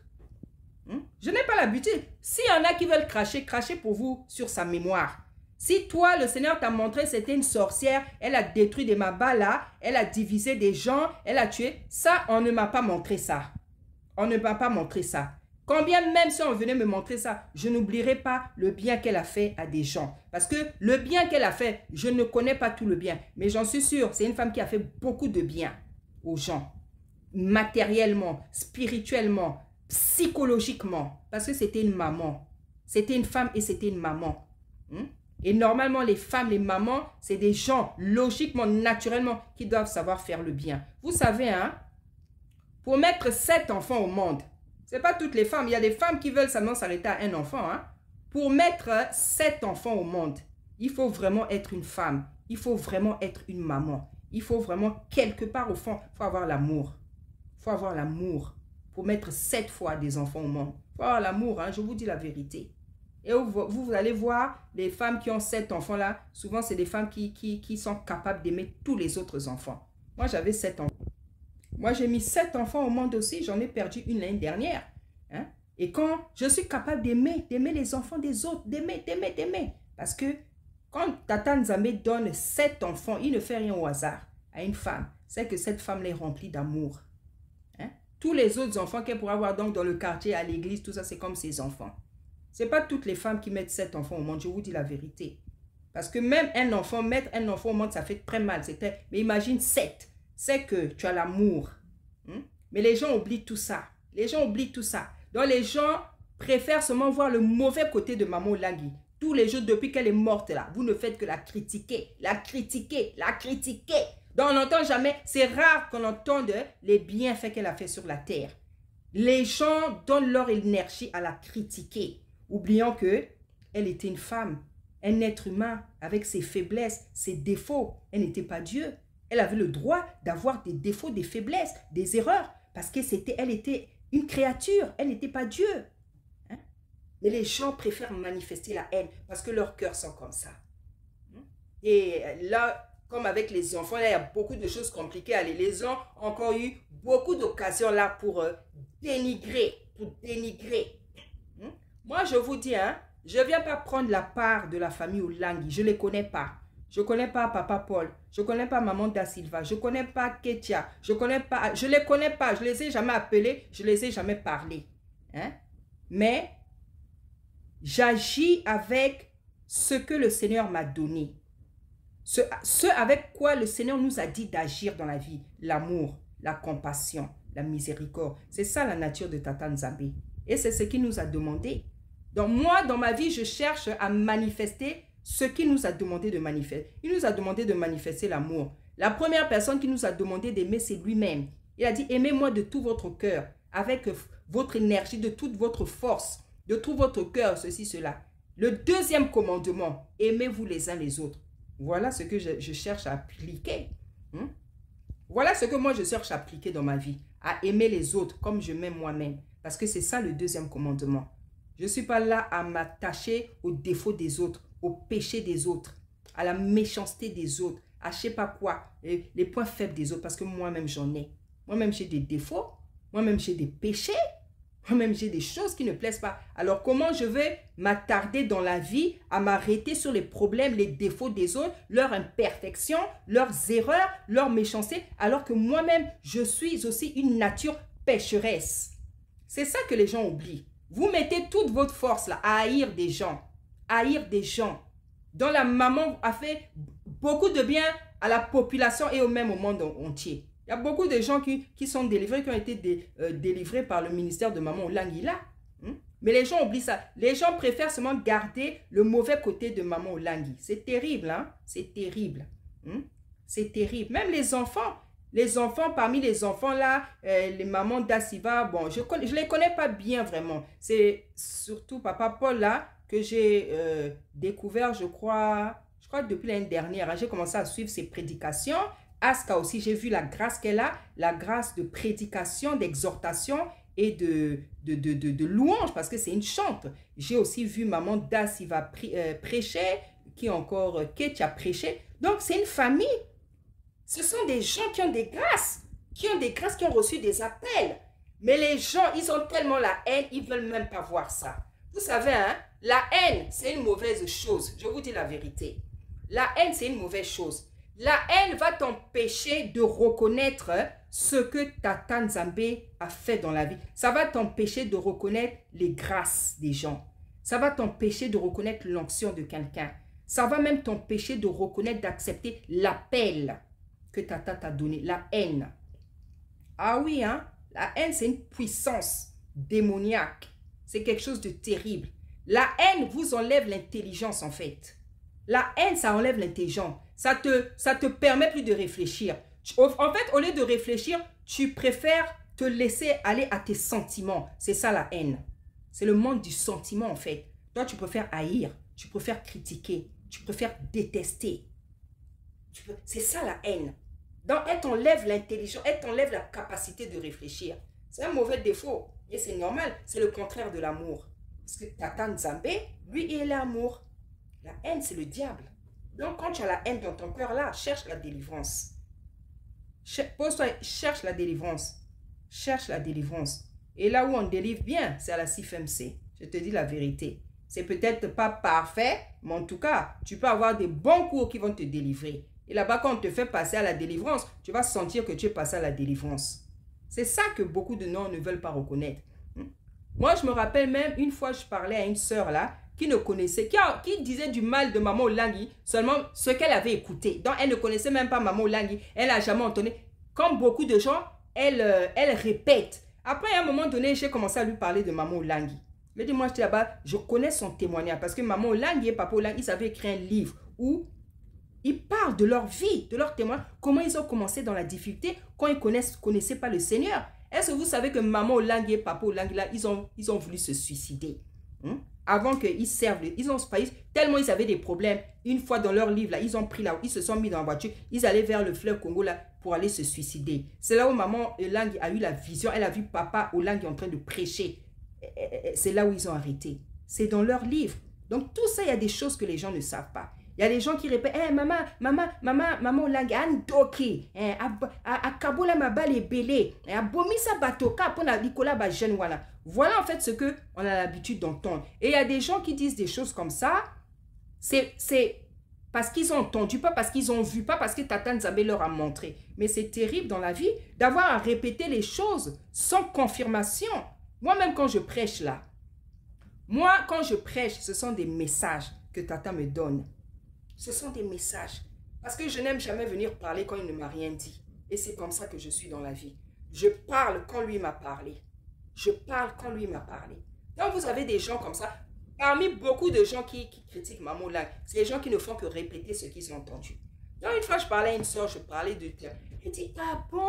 Et je lui ai montré les photos de Maman Olangi et de ses enfants. Elle dit, hé, Azala Kande Boye, abota bane belé boye, et puis banane qui toque. Donc, la soeur était surprise de voir que Maman Olangi, c'est une femme, c'est une maman. Donc, elle n'avait même pas ces notions-là, elle n'avait même pas ces connaissances. Hein? Elle dit, abota cette fois, il y a seul, mais donc, maman, j'ai dit, kutu koko. Donc, elle est même une grand-mère. Hein? Pourquoi la Bible dit que la femme sera sauvée lorsqu'elle enfantera? Enfanter, bien-aimé, ça veut dire beaucoup de choses. Enfanter, ça veut dire beaucoup de choses. Enfanter 7 fois. 7 fois, c'est le chiffre de la perfection. Tout ça, ça veut dire des choses, bien-aimées. Tout ça, ça veut dire des choses. Dans la Bible, on compare la souffrance aux douleurs de l'enfantement. Quand Tata Nzambe veut parler de la souffrance de quelqu'un, il compare la souffrance aux douleurs d'enfantement. Parce que mettre au monde, ça fait mal. Mettre au monde, accoucher des enfants, ça fait mal. Les mamans savent, les femmes savent de quoi je parle. Peut-être toi qui... Bon, je vais m'arrêter là, je ne vais pas... Voilà. Mettre des enfants, moi, ça fait mal. Il y a des gens qui meurent parce qu'elles mettent au monde. Il y a des gens qui, parce qu'elles mettent au monde. Donc, c'est une douleur qui peut te tuer. C'est pour ça qu'il y en a qui prennent l'anesthésie. C'est une douleur qui peut tuer. Pourquoi Tata Nzambe compare cette douleur à... aux douleurs de l'enfantement? Parce que c'est la douleur la plus vive que le corps puisse connaître. C'est la douleur la plus vive. Ça peut tuer, hein, la douleur là. Mais imaginez une femme qui a ressenti cette douleur-là 7 fois. Et peut-être elle a fait des fausses couches, comme nous autres, là, on n'en sait rien. Hein? Donc, quand tu fais même une fausse couche, moi j'ai fait une fausse couche à 5 mois. C'est-à-dire que j'ai accouché, j'ai porté 8 fois. 8 fois des enfants. Hein? J'ai porté 8 fois. Donc, les gens, ils parlent comme ça en l'air, papa, vous parlez, vous ne faites pas attention aux paroles que vous sortez. Nombreux sont maudits parce que tu es en train de critiquer des servantes et des serviteurs, bien-aimés. Nombreux sont maudits, nombreux les vies sont bloquées parce que pendant des années, depuis des années, tu critiques des serviteurs et des servantes. Un serviteur, même si elle n'est pas bonne, même s'ils ne sont pas, laissez Tata Nzambe les juger. Nous, on vient donner des messages parce que Tata Nzambe nous donne des messages pour qu'on donne au peuple, pour avertir son peuple, pour instruire son peuple. Mais même quand on donne des messages, on ne vient pas injurier les gens. Hein? On ne vient pas injurier les gens. Moi, vous allez voir dans tous les messages que je donne sur des serviteurs, je n'injurie pas les gens. Jamais je peux injurier. Ce n'est pas parce que Tata me donne des messages que ça me donne le droit d'injurier les gens. Je n'injurie pas les gens. Même quand quelqu'un, je ne veux pas dire quelqu'un est sorcier. Par exemple, si je vois quelqu'un, je dis, il a la semence de la sorcellerie. Je ne peux pas dire sorcier ou sorcière. Ça devient des injures. Je n'injurie pas. Hein? Je n'injurie pas. Il ne faut pas injurier. Viens dire ce que Tata t'a dit sans injurier les gens. Et là, c'est une parenthèse que j'ouvre. Quand je prêche comme ça, quand je parle comme ça, que personne ne se sentent vexés ou touchés ou je sais pas. Parce que le Seigneur m'a montré que quand je prêche là, parfois, il y a des gens qui prennent ça personnellement pour eux. Hein? Moi, quand je prêche, je m'adresse à tout le monde. Pourquoi il y en a qui se sentent touchés? Pourquoi tu crois que c'est à toi que je parle? Non. Je parle aux femmes. Quand je donne des messages aux femmes, comment dire? Je parle aux femmes. Je ne parle pas à une femme, je parle aux femmes. Si c'est pour le corps du Seigneur, je parle à l'église. Voilà. Quand je donne un message, ne pense pas que c'est à toi que je parle. Pourquoi? Je parle à des femmes, je parle aux gens, je parle à tout le monde. Voilà. Donc, je disais qu'il y a des gens, tu ne connaissais pas pour toi Maman Olangi. Tu ne connais pas le ministère. Tu ne sais pas qu'est-ce qui se passe. Les délivrances qu'il y a eu, les bénédictions, je ne sais pas. Toi, tu critiques seulement parce que tu as entendu. Tu critiques seulement parce que tu as entendu. Ce sont des êtres humains, ce sont des êtres comme toi et moi qui ont leurs défauts, leurs bêtises, leurs imperfections, leurs erreurs. Mais ça ne veut pas dire que quand quelqu'un tombe ou il a des défauts qui n'est pas appelé de Tata Nzambe, moi qui vous prêche ici, j'ai mes défauts. J'ai même témoigné il n'y a pas longtemps sur un défaut que le Seigneur m'a montré. J'ai mes défauts. J'ai mes défauts. Moi, j'étais colérique. Moi, quand je m'énerve là, tu ne pouvais même pas m'approcher. Et c'est la première chose que Tata a commencé qu'il a commencé à enlever parce que c'était le niveau de la colère, c'était terrible. Moi, quand je m'énerve, je ne veux pas t'injurier, on ne va pas se battre. Je ne veux pas te lancer des choses parce que je n'aime pas la violence. Mais les paroles qui sortent de ma bouche, elles sont cassantes. Ce n'est pas des injures. C'est-à-dire, je te dis la vérité, j'étais comme ça. Le Seigneur m'a brisé. C'était terrible. Je pouvais te tétaniser quand je me mettais en colère. Je vais te tétaniser. À dire, tu vas rester là pointé, tu n'auras plus rien à dire. J'étais comme ça. Le Seigneur m'a brisé. Il m'a brisé. Je suis une personne différente aujourd'hui. Ce sont des esprits. Ce sont des esprits, ce sont des liens familiaux. Les choses là, justement, que Tata Nzambe a donné à Maman Olangi. Les hôtels, les liens héréditaires, les liens familiaux, c'est à elle que lui, il a donné ça. C'est là-bas que nous, on a appris ça. Qu'est-ce que c'est un lien héréditaire? Maladie héréditaire, les liens de sang, les liens de nom. Les hôtels, c'est chez Maman Olangi qu'on a appris ça. Donc, au lieu de critiquer, vois ce que tu peux obtenir à travers ce ministère. Au lieu de passer ta vie comme ça à critiquer parfois quelqu'un que tu ne connais même pas. Le bien que cette femme a fait aux gens, toi, tu ne sais pas. Toi, tu t'attaches au mal que tu as pu entendre, à ses défauts, aux erreurs qu'elle a pu faire. Il faut être sage dans la vie. Il faut être sage. Il faut pas avoir la haine. Il faut enlever la haine de vos cœurs comme ça. Il y a des gens, ils n'ont que la haine. Hein? Tu ne sais pas aimer les gens. Tu ne sais pas apprécier les gens. Tu ne sais pas reconnaître les grâces que tata. Moi, je ne sais pas comment parfois les gens font pour se supporter, avoir des cœurs comme ça. Moi, les messages que le Seigneur me donne là, les messages de dépouillement, où le Seigneur dit, laissez que les femmes arrêtent les mèches, que les femmes arrêtent les mèches, les talons, les potas. Les sœurs là à qui je parle, moi, je n'ai pas de la haine pour elles. Hein. Je vous dis la vérité. Hein. Moi, je n'ai pas de la haine pour elles. Comment elle s'appelle par exemple, comment elle s'appelle, comment elle est Nani Déborah Lukalou, je l'aime beaucoup. Parce que je trouve qu'elle est douce. Elle est très, très douce. Elle est toujours joyeuse. Elle est toujours de bonne humeur. Donc, ces filles-là à qui le Seigneur dit qu'il y en a qui sont même mieux que les gens qui parlent beaucoup de dépouillement. Là. Je vous dis la vérité. Vous allez voir souvent ces sœurs. Elles sont entre elles dans leur groupe. Mais elles sont toujours joyeuses. Elles sont toujours joyeuses. Je ne viens pas les encourager dans leurs histoires. Mais je veux parler des qualités. Il faut parler, il faut être honnête. Ces sœurs-là, elles sont toujours joyeuses. Elles sont toujours joyeuses. Toujours quand tu les vois, c'est le sourire, c'est la joie. Alors, la joie, le sourire, c'est un fruit de l'esprit. Mais nombreuses prêchent le dépouillement, c'est compliqué. Hein? Nombreuses prêchent le dépouillement, hein? Mais il y a des choses compliquées dans le cœur. Donc, dans la vie, il ne faut jamais se prendre meilleur que les autres. Moi, je dis toujours ça.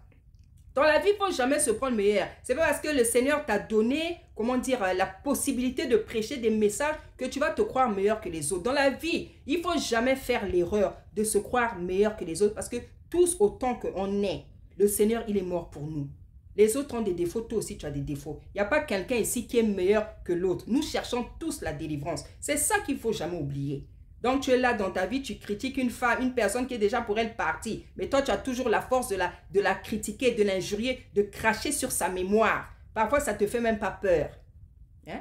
Tu ne te demandes pas qu'est-ce que le Seigneur peut penser de toi tel que tu es toujours en train d'injurier une personne qui est déjà enterrée comme ça. Hein? C'est pour ça que la délivrance est importante. Parce que nombreux ont besoin de délivrance. Parce qu'il y a des défauts là, des liens là, c'est compliqué. Il faut seulement la délivrance. Et la délivrance, c'est le ministère qu'on lui avait donné. Donc, dans la vie, il faut savoir reconnaître la grâce des autres. Il faut savoir reconnaître. Au lieu de dépenser son énergie à détester les gens, à haïr les gens, à critiquer, à haïr les gens avec cette force-là. Donc, voilà, pour moi, Maman Olangui, voilà ce que le Seigneur m'a dit, voilà ce que je pensais d'elle. C'était une servante appelée, qui avait ses erreurs, qui avait des choses qu'elle ne maîtrisait pas. Hein? Je pense qu'elle a pu faire ce qu'elle a pu faire sur la terre. Mais je sais qu'elle a fait beaucoup de bien aux gens. Si après elle est tombée, à la fin de sa vie, elle est tombée avec Papa Olangui, moi, le Seigneur n'est jamais venu me montrer ça. Donc, je ne peux pas vous parler de ce que Tata Nzambé ne m'a pas montré. Toi, si on t'a montré ça, je ne doute pas, ça c'est toi. Moi, je viens me parler de ce qu'on m'a dit. Voilà. Donc, voilà ce que je voulais dire. Et je fais aussi cette émission parce qu'en fait, il y a quelques jours, papa, je les connais pas vraiment bien. Hein, j'ai pas trop l'habitude dessus. Une fois, quand j'ai cherché à les découvrir, justement parce qu'il y avait tellement de choses qu'on disait sur eux, j'ai un peu écouté Ketia. J'ai vu qu'elle avait une onction de prédication. J'ai écouté Aska. Bon, Aska, on sait que c'est une chantre, hein. C'est une chante. Elle a même l'onction de ce don d'exhortation et de prédication. J'ai écouté dernièrement Maman Da Silva, qui a aussi un puissant don d'exhortation. Il y a qui encore Papa Paul lui-même, qui est pour moi, c'est un grand serviteur. Pour moi, c'est un grand serviteur. Je vous dis la vérité. Pour moi, c'est un grand serviteur avec une onction de prédication puissante. Hein? Voilà. Moi, en fait, quand je vois une personne, quand je vois un serviteur, je vois ses grâces, je vois les dons. Je ne m'arrête pas sur les défauts. Je ne me dis pas parce qu'elle est tombée, parce qu'elle a fait ça, que non. Ce n'est pas parce que tu es tombé que le Seigneur ne te voit plus comme un serviteur. C'est ça que les gens oublient. Dès que le Seigneur montre quelque chose sur quelqu'un, on doki. Vous croyez que le Seigneur ne considère plus la personne. C'est là où vous vous trompez. C'est là où vous vous trompez. C'est là où vous vous trompez. C'est pour ça que Tata Nzambé l'a dit que si son serviteur tombe, il tombera 7 fois. 7 fois, il va se relever. Et si son serviteur tombe, lui-même, il a la capacité de le relever. Moi, quand je sais que c'est un appel authentique, je veux respecter la personne. Moi, je vais vous dire, j'ai des messages sur les serviteurs. Depuis 2000, je n'ai jamais donné. Parce que le Seigneur ne m'a pas dit donne. Quand je sens que je dois donner, je veux donner. Et si je ne le fais pas, c'est par respect. C'est pas parce que Tata Nzambe m'a montré que je veux me précipiter. Hein, le Seigneur est venu me montrer, il est comme ça. Moi, je ne suis pas comme ça. Je ne suis pas là, comment dire, que Tata Nzambe vienne me montrer des choses négatives sur les autres. Je ne suis pas comme ça. Pourquoi? C'est pas normal. C'est pas normal. Hein? Moi, je vous dis, j'ai des secrets des serviteurs, des choses que Tata Nzambe me montre, je n'ai jamais dit. Faut respecter. Même s'il y a des gens qui sont tombés, il y a des serviteurs qui ont des appels authentiques. Ils sont tombés. Qui ne nous dit pas qu'ils vont se relever? Qui ne nous dit pas? On ne peut pas condamner les gens comme ça, comme si c'est nous qui décidons qui va au paradis, qui va en enfer. Ah non, bien aimé, restez humbles. Les sœurs, les servantes, restez humbles. Restez humbles. Ce n'est pas nous qui décidons qui vont aller en enfer ou au paradis. Le Seigneur a sauvé quelqu'un à la dernière minute à la montagne de Golgotha. Méfions-nous. Méfions-nous. Je sais qu'il y a des pasteurs, des faux serviteurs, c'est des sorciers, je le sais. Mais ce n'est pas parce qu'il est sorcier que tu vas crier tout un sorcier. Il est sorcier. Tu sais que fais ton chemin, passe, continue ton travail. Laisse-le se débrouiller avec ses bêtises. Ne t'attarde pas sur son cas, il fait ses bêtises. Si le Seigneur t'a dit de parler, parle. Après, fais ton chemin, passe. Fais ton chemin, passe. Parce qu'il ne va pas changer à cause de toi. Il ne va pas changer à cause de toi. Tata lui-même, s'il est vraiment appelé à être sauvé, il sait ce qu'il va faire pour qu'il soit sauvé. Il sait ce qu'il va faire. C'est ça. Donc, ce que je voulais dire aussi, donc voilà, je disais que avec ce qui s'est passé avec Papa Paul là, j'ai un peu suivi ce qui s'est passé et tout. Je ne sais pas, je disais que je le considère comme, pour moi c'est un grand serviteur, que j'aime beaucoup et que je respecte beaucoup parce que j'ai pris le temps d'écouter ses prédications, voilà. Et j'ai vu que c'est quelqu'un, dans ses prédications, il élève beaucoup le Fils de l'homme, voilà. Il glorifie vraiment le Fils de l'homme. C'est ce que j'aime dans ses prédications, voilà. Donc, voilà, parce que c'est ça, hein. Quand on prêche, il faut élever le nom de Tata Nzambe, il faut élever le nom de son fils. C'est ça une prédication en fait. Et c'est ce que j'aime chez lui. Voilà. Je ne le connais pas personnellement, j'ai écouté son témoignage et j'ai vu qu'il était voleur, il était ceci, cela. Il a témoigné, il le sait, il ne le renie pas. Et c'est ça qui est bien. Ce n'est pas tous les serviteurs qui ont eu le courage de raconter leur témoignage. Et il ne renie pas. Parfois, il continue à le dire. Donc, j'ai vu qu'il a compris que, parce que le diable agit comment? Le diable, il veut te rappeler tes péchés, tes défauts, pour te décourager, pour mettre la culpabilité, la honte et que tu abandonnes. Voilà ce que le diable veut faire. Mais quand vous voyez une servante ou un serviteur qui continue à prêcher, même quand il tombe, c'est qu'il a compris que Tata Nzambe a envoyé son fils qui est mort pour nos péchés. Voilà. Quand vous voyez que quelqu'un n'abandonne pas, malgré la bêtise qu'il a fait, c'est qu'il a compris que le tata, là, le Seigneur est mort pour mes péchés. Je n'ai pas le droit de m'arrêter, même si je suis tombé. C'est ça que nombreux ne comprennent pas. Il y en a dès qu'on entend, oh, un tel est tombé, ah, faux pasteur, faux servante. Non, non, non, tu n'as pas compris. Tu n'as pas compris l'œuvre de la croix. Tu n'as pas compris que Tata Nzambe a envoyé son fils pour nos péchés. Tu n'as pas compris ça. Si toi, tu penses que parce que quelqu'un, il est tombé, il ne peut pas se relever, il doit arrêter le service, non. C'est vrai qu'il y a des choses à faire. Je n'encourage pas le péché. Je n'encourage pas la malhonnêteté. Je n'encourage pas le mal, loin de là. Je dis que ce n'est pas parce que quelqu'un est tombé qu'il doit renier l'appel ou arrêter. Peut-être que la personne a déjà demandé pardon là-bas à Tata Nzambe. Peut-être la personne a demandé pardon. Et c'est vrai, la personne doit aussi demander pardon à la personne qu'elle a laissée. Maintenant, si nous voyons que ce n'est pas fait, c'est là où on peut se poser des questions. Moi, je ne suis pas là pour venir juger. Oh, je sais pourquoi je suis comme ça. Je sais pourquoi moi-même, je suis une servante. Je ne sais pas qu'est-ce qui peut me tomber dessus. C'est vrai que moi, je m'arrange pour ne pas pécher. Je vous dis, je fuis le péché, je m'éloigne du péché. Je m'arrange pour ne pas pécher dans ma vie. Je m'arrange. Ah oui, je m'arrange. Mais je m'interdis aussi de me précipiter, de juger une servante ou un serviteur qui a un appel authentique. Je m'interdis de ça. Parce que je ne sais pas qu'est-ce qui s'est passé dans la vie de la personne pour que la personne en arrive là. Je ne dis pas que c'est bien. Hein? Je ne sais pas qu'est-ce qui s'est passé. Parfois, vous savez, il y a des choses que vous ignorez. Il y a des choses qu'on ignore. Il faut faire très, très attention. Il ne faut pas avoir la facilité dans la vie de bondir rapidement comme ça sur une situation sans que vous ayez tous les éléments. Hein? Et il faut faire toujours attention. Un serviteur, même quand il tombe, si c'est un appel authentique, méfie-toi de le critiquer. Méfie-toi de le critiquer. Parce que David, c'était un serviteur. Hein? David avait fait des péchés terribles. Hein? Et quand le Seigneur commençait à le punir, là, le Seigneur a même permis que, comment il s'appelle, qu'elle injurie là pendant qu'il était en train de fuir. Hein? Je ne sais plus comment il s'appelle. Le Seigneur a permis que celui qui lui lançait les pierres, l'injurie. Il injuriait, il dit, hein, David, c'est bien fait. C'est à cause de tes péchés. Hein, les péchés que tu fais faire là, tu as fait là. C'est pour ça que Dieu te punit aujourd'hui. Il injuriait Shimei. Il injuriait David. Il injuriait David. Pendant que lui, il injuriait David, Tata n'avait pas oublié que David était le serviteur de Tata Nzambe. C'est ça que les gens ne savent pas. C'est ça que les gens ne savent pas. Méfiez-vous, bien-aimés. Quand un serviteur tombe, de l'appliquer sans arrêt, de l'injurier, de le critiquer. Faites très attention. Vous ne savez pas comment Tata Nzambe est capable de faire rebondir quelqu'un. Hein? Ah, vous ne savez pas. Nous tous là, on est des serviteurs. On est des servantes. On blague pas avec ça. Il y en a peut-être qui ne prennent pas compte de ça. Moi, je fais très attention. C'est pour ça que quand il y a des situations qui sortent comme ça, vous savez pas, je ne réagis pas vite. J'évite de parler quand Tata ne m'a rien dit et de venir parler juste pour critiquer. Moi, je sors quand Tata Nzambe m'a parlé. Je sors quand Tata Nzambe m'a parlé. Je ne sors pas n'importe comment. Je sors quand il m'a parlé.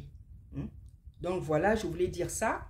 Et donc, je disais donc que avec ce qui s'est passé, avec papa Paul Olang et tout ça, j'ai vu ce qui s'est passé, j'ai un peu suivi et tout. Donc, j'ai suivi ça il y a quelques jours. Et hier, c'était hier ou avant-hier. Donc, aujourd'hui, on est le 25. Hein? On est le 25. Je crois que c'était hier ou avant-hier. J'ai suivi quoi? Voilà. J'ai suivi Papa Olang à Brazzaville. Et même laissé un commentaire là-bas. Papa Olang à Brazzaville.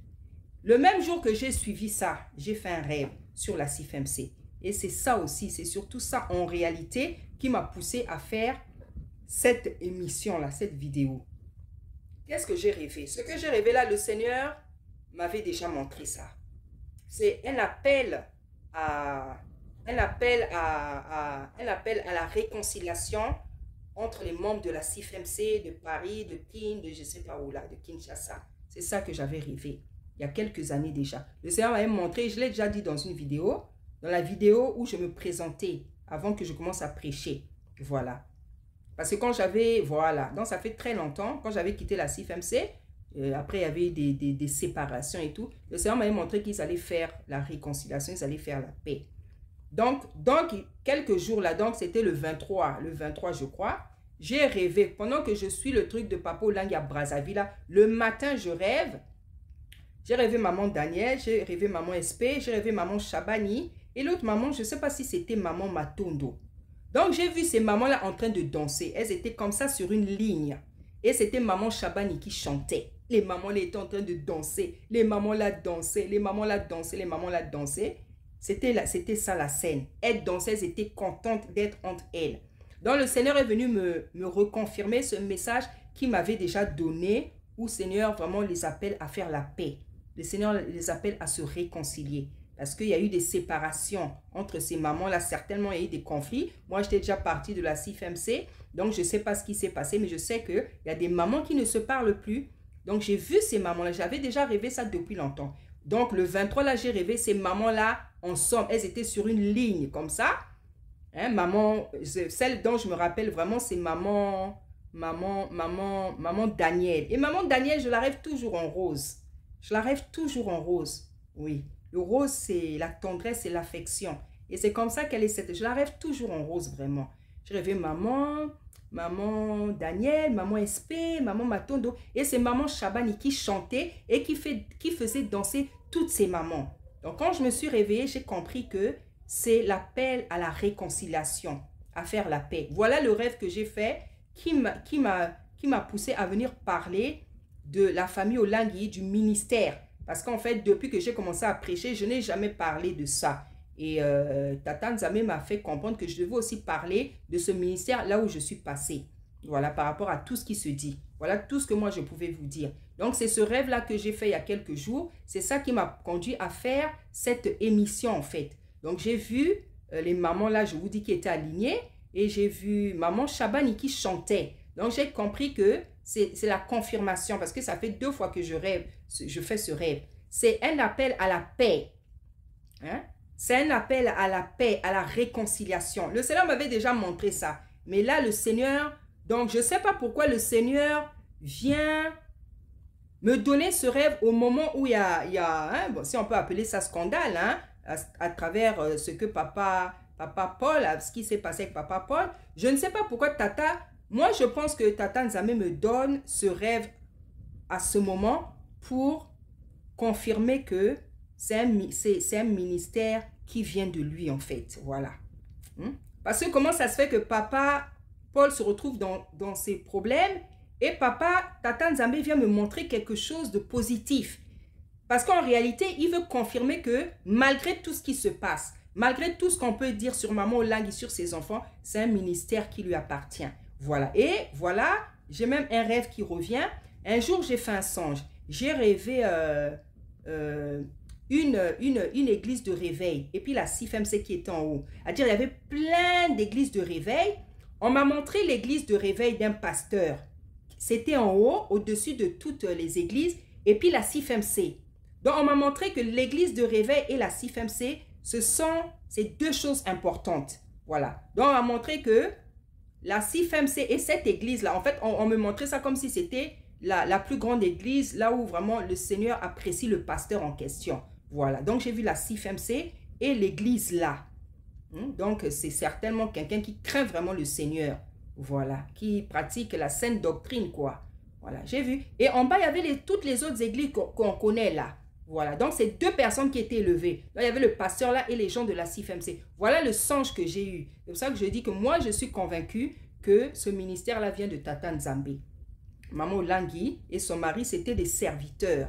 C'était des serviteurs. S'ils se sont perdus à la fin, s'ils ont fait du mal, des mauvaises choses, moi, je n'en sais rien. Comme je vous ai dit, je viens vous parler de ce que je sais. Je ne peux pas inventer, je ne peux pas retrancher. Je viens parler de la vérité. Ces gens-là, je ne les connais pas. Je les aime par rapport à cause des grâces que Tata Nzambe a mis en chacun. Voilà, parce que nous sommes des serviteurs, nous sommes un corps. Tata Nzambe nous demande de nous aimer. On n'est pas là pour ne pas s'aimer parce que les uns et les autres ont des faux pas. Hein? Aska, on a vu ce qui s'est passé. Papa, Paul, on a vu ce qui s'est passé. C'est-à-dire que eux, on connaît leurs défauts ou leurs péchés parce que c'est une famille publique. C'est parce que c'est une famille publique. Donc, dès qu'il va faire quelque chose, ça, mais toi et moi. Toi et moi. On ne nous connaît pas autant qu'eux. C'est pour ça que peut-être nos péchés ne sont pas connus. Toi qui les critiques là. Eux, leurs défauts, leurs péchés sont exposés parce qu'ils sont publics. Mais toi qui n'es pas exposé. Toi que personne connaît. Toi, quels sont tes défauts? Est-ce que tu t'es déjà posé la question? Les péchés que toi tu commets dans ta maison, avec ton mari, avec tes enfants, tes parents, ta belle famille, là où tu travailles, ce que tu voles là au travail, qui connaît ça? Personne ne connaît parce qu'on ne te connaît pas. Eux, on les connaît. Donc, c'est normal qu'on puisse connaître leurs péchés, leurs défauts. Parce que ce sont des gens qui sont publics. Hein? Ça ne veut pas dire qu'ils sont plus méchants que toi et moi. Non. C'est parce qu'ils sont connus publiquement. Leurs péchés aussi sont connus publiquement. Ça ne veut pas dire qu'ils sont plus méchants que toi. Non. Parfois, tu es plus méchant qu'eux. Tu es plus abominable qu'eux. Hein? C'est ça la vérité. On va dire, ah, la CIFMC, la CIFMC. Mais la CIFMC, ce qui se passe à l'église, c'est ce qui se passe à la CIFMC. Hein? Les choses qui ne vont pas à la CIFMC, à l'église aussi, on trouve ça. Parce que les gens, parfois, quand ils disent, ah, CIFMC, c'est les mêmes choses qui se passent à la CIFMC, c'est l'église. C'est le corps du Seigneur. C'est les enfants de Tata Nzambe. Donc, à la CIFMC, c'est pas quelque chose. Non, c'est les mêmes péchés dans les familles, dans l'église, partout.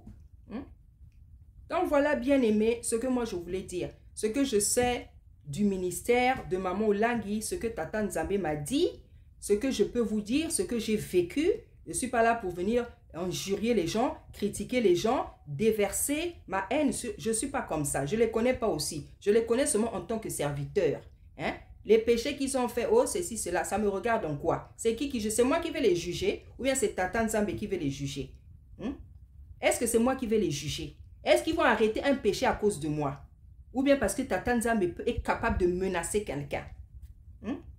Les gens ne vont pas arrêter le mal parce que vous parlez, vous les critiquez, vous les injuriez. Hein?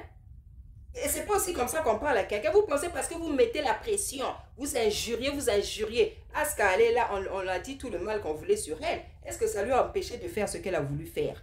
Donc, c'est pas parce que tu injuries. C'est pas parce que tu injuries. C'est pas parce que tu mets la pression. C'est pas parce que... Les gens ne changent pas parce que une personne peut changer si tu lui parles bien. Mais si tu l'injuries, tu dis des choses terribles, elle va changer. Elle va même pas t'écouter. Elle va même pas t'écouter. Et le dernier message que je peux donner à la CIFMC, je me demande si je ne vais pas faire ça en 2 temps parce que là, vraiment, je suis fatiguée. Hein, je pense que je vais m'arrêter un peu. Ça concerne le dépouillement. Hein. Tata Nzambe demande aussi à ce ministère, à cette assemblée de se dépouiller. Les mamans doivent se dépouiller. Voilà ce que le Seigneur m'a dit. Hein? Les mamans doivent abandonner les mèches là, les maquillages à outrance, tout ça, les faux ongles. C'est pareil. C'est pas seulement pour les femmes de l'église, les mamans, mes grandes sœurs là-bas, les jeunes filles. Voilà ce que le Seigneur m'a dit. Vous devez aussi vous dépouiller. Le message du dépouillement, c'est pour toutes les femmes. Voilà aussi ce que le Seigneur m'a dit. Voilà aussi ce que le Seigneur m'a dit. Et ce que je pourrais dire aussi à Papa Paul, voilà aussi ce que le Seigneur m'a dit. Le Seigneur m'a dit que les habits avec l'effigie de maman Olangui, de papa Olangui, les habits en fait avec les effigies des personnes, le Seigneur ne veut pas de ça. Le Seigneur m'a dit c'est de l'idolâtrie. J'avais donné le même message pour la communauté des Kibanguistes. Et ce jour-là, en fait, c'était le même rêve. Voilà. Donc, papa, le Seigneur ne veut plus que vous portez les effigies avec la figure de maman Olangui, de papa Olangui, les dessins. Le Seigneur ne veut pas ça. Il m'a dit, c'est de l'idolâtrie, c'est de l'idolâtrie. Hein, le Seigneur ne veut plus ça. Voilà le message que j'avais pour le ministère du combat spirituel, pour papa, papa Paul, sa famille, le message que j'avais pour cette famille, pour voilà, le dépouillement. Il faut que les mamans se dépouillent. Hein. Je sais qu'à la CIFMC, on nous apprend à être coquette, à bien s'habiller, ceci, cela. Mais bien s'habiller, ça ne veut pas dire en faire trop. Voilà. Le Seigneur demande aussi le dépouillement aux mamans. Les mamans doivent se couvrir la tête. Hein. Les servants doivent se couvrir la tête. Hein. Les faux ongles, là, les mèches, le maquillage, tout ça. Hein. Ce que le Seigneur nous a demandé là, Tata Nzambe vous demande de faire la même chose. Je sais que ça ne sera pas facile parce qu'à la CIFMC, c'est vraiment la culture d'être coquette, quoi. Voilà. Hein, vraiment, là-bas, je dis toujours, là-bas, c'est défilé de mode, quoi. C'est défilé de mode. Ce qu'on voit, c'est très beau, mais le Seigneur ne veut pas trop de tralala. Le Seigneur vous demande aussi le dépouillement. Le dépouillement. Et papa, Paul, le message aussi que je peux te donner, le Seigneur ne veut plus que vous portez les habits ou l'effigie de maman, papa Olangui, des croix, tout ça, toutes les images là qu'il y a sur vos pagnes. Le Seigneur ne veut pas. Le Seigneur, en réalité, il veut que tout le monde porte des habits de couleur unie. Voilà. Donc, voilà, bien aimé, le message que j'avais pour nos frères et sœurs. Soyez tous bénis au nom puissant de Issa Congo.